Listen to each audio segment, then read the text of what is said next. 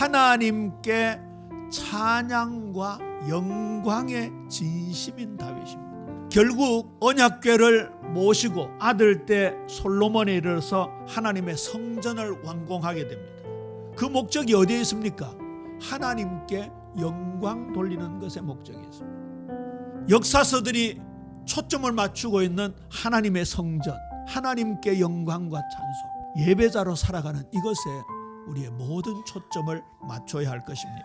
사무엘 상하, 열왕기 상하는 아수르와 바벨론 포로기 시절에 기록되었습니다. 우리가 왜 포로가 되었는가? 왜 하나님의 성민들, 선택받은 하나님의 백성들이 왜 이런 이방신을 섬기는 나라들에게 속국이 되었는가? 거기에 대한 주된 내용이 우상숭배였습니다. 결국 하나님은 강대국들을 사용하셔서 이스라엘을 정신 차리게 하신 그런 내용이죠.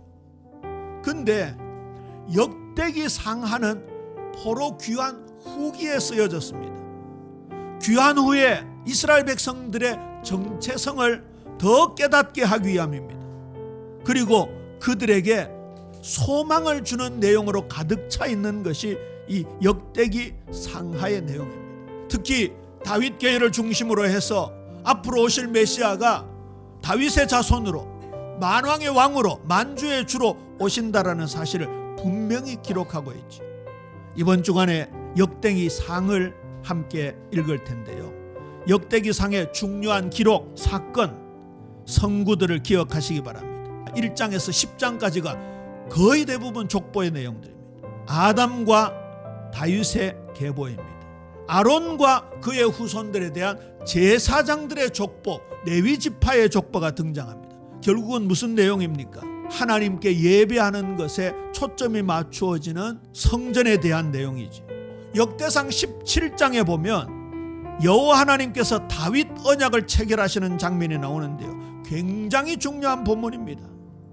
나단 선지자를 통해서 당신은 피를 너무 많이 흘렸기 때문에 하나님께서 성전 건축을 허락지 아니하신다.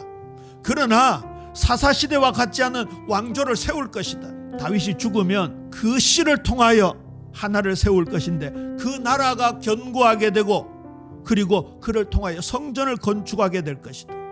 그때 언약을 주는 장면이 이 내용입니다. 나는 그의 아버지가 되고 그는 나의 아들이 되리니 나의 인자를 그에게서 빼앗지 아니하기를 내가 내 전에 있던 자에게서 빼앗음과 같이 아니할 것이며 내가 영원히 그를 내 집과 내 나라에 세우리니 그의 왕위가 영원히 견고하리라 하셨다 하라.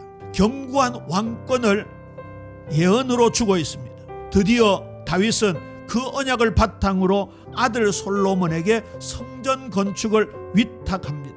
다윗은 솔로몬을 통해서 그 후손을 통해서 앞으로 오시게 될 메시아 그리스도를 통해서 하나님의 나라가 굳건하게 선다라는 그 중심을 아들 솔로몬에게 전달하고 전달했을 것입니다. 성전의 진심이었던 사람 다윗은 찬양 대장 아삽을 임명한 후에 하나님께 감사하고 찬양하는 내용이 역대상 16장 7절에서 36절까지 굉장히 장문으로 이루어집니다. 온 땅이여 여호와께 노래하며 그의 구원을 날마다 선포할지어다. 그의 영광을 모든 민족 중에 그의 귀한 행적을 만민 중에 선포할지어다. 성전 건축 준비를 마친 후에 여호와 하나님께 또 송축합니다.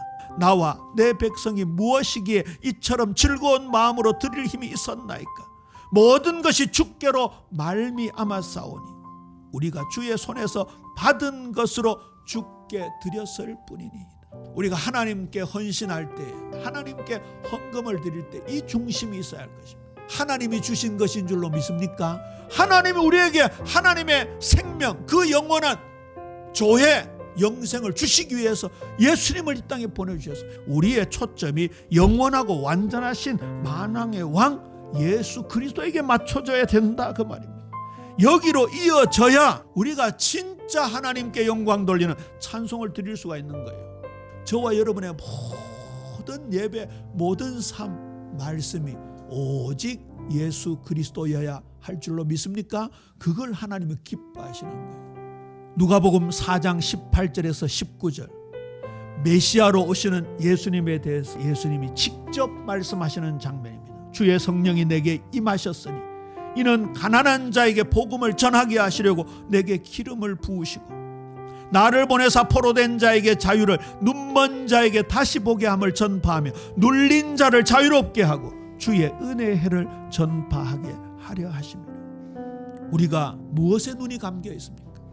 영적인 눈이 어두운 겁니다. 오늘 예수님께서 우리의 그 눈을 열어주시기 위해서 오셨다라는 거예요.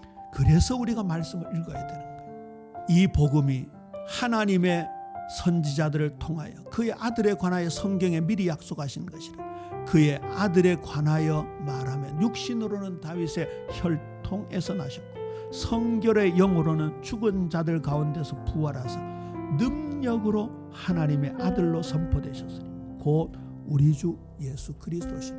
바울도 이 언약, 이 복음의 원줄기가 다윗의 자손으로 오신 예수 그리스도.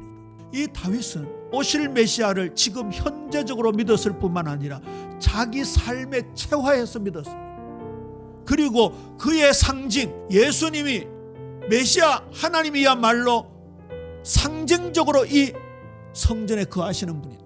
그래서 성전을 지어놓고 함께 하시는 그 주님을 늘 사모하고 찬양하는 것에 전심이었단 말이에요. 우리의 믿음이 그렇게까지 돼야 된다고.